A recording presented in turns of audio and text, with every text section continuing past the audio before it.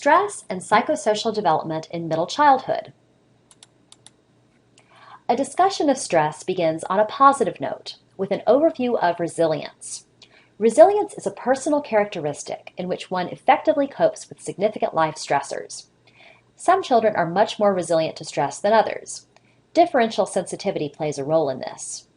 Based on both genetic differences and differences in a child's early environment, for example, parenting and education, sensitivity to stress can strongly influence whether a child perceives an event as stressful and how he or she handles it. Although a single major stress can be extremely difficult for children, it is more common for children to be overwhelmed by accumulated stressors over time, referred to as cumulative stress.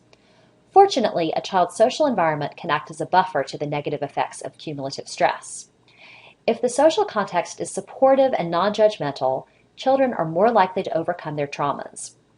Interestingly, how a child views the stressful events is key. Cognitive coping involves interpreting external events as temporary, manageable, and not one's own fault. This can be protective against debilitating stress. Although there are numerous types of stressors that children might be exposed to, 3 common stressors are poverty, family conflict, and bullying. Poverty has well-documented effects on brain development, even prenatally, and ongoing economic difficulties can be a major source of stress for children in middle childhood, who are more aware of their family situation. Similarly, family conflict, for example, adults fighting, is a major stressor. Witnessing fights is particularly harmful to children's emotional well-being. Given the importance of the peer group at this age, being the target of bullying, including cyberbullying, can be extremely stressful. Bullying involves repeated attacks, threats, and other harmful behaviors, usually inflicted by a member of one's peer group. Bullying is common, though efforts to decrease it can be effective if the right approach is taken.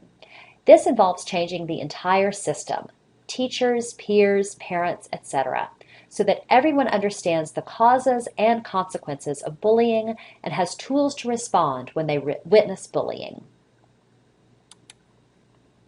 Reflection.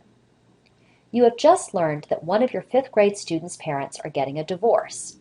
What impact might this have on the child's academic performance? Social emotional status?